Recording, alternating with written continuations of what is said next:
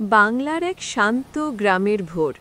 পাখির ডাক, কুয়াশা, মাটির রাস্তা। গোপাল ছোট্ট ঝুড়ি নিয়ে হাঁটছে। তার পিছনে লাফাতে লাফাতে আসছে দুষ্টু বানর কালু। চল কালু, আজ হাটে ভালো মাছ বেচতে হবে। হাট জমে উঠেছে। গোপাল তার মাছের ঝুড়ি টেবিলে রাখে।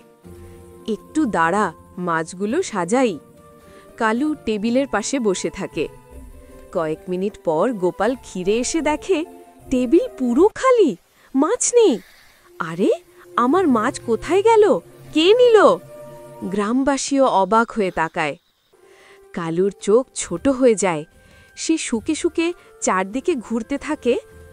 মনে হলো কালু কিছু একটা টের পেয়েছে।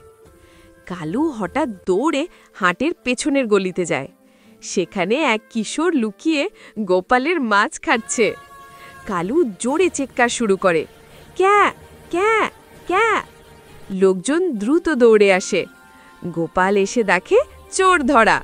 ছেলেটি লজ্জায় মাথা নিচু করে, চোর, ভুল হয়ে গেছে ভাই, আর করব না। সে মাছ ফেরত দেয়। গ্রামবাসী হাসতে হাসতে বলে, এই বানরটা তো বেশ বুদ্ধিমান। গোপাল কালুর মাথায় হাত বুলিয়ে দেয়। আজ তুই না থাকলে আমি একেবারে শেষ। সন্ধ্যার আগুনে আকাশ কমলা।